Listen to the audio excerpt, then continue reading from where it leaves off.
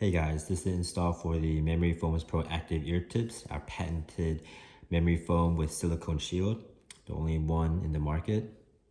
So this is for the Galaxy Buds Pro and the Jabra 85T, both similar way to install them. So all you do is pull off the silicone tip. Notice it's an oval shape. Put on the mediums, so it's also an oval shape.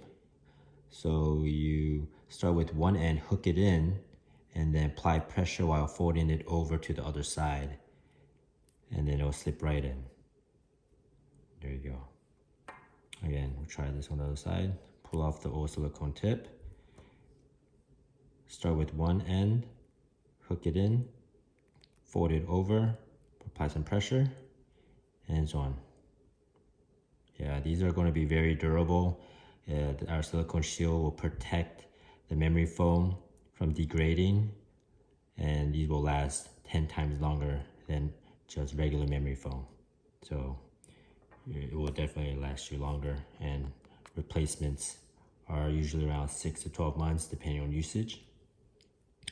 Also, it fits inside the case perfectly and closes.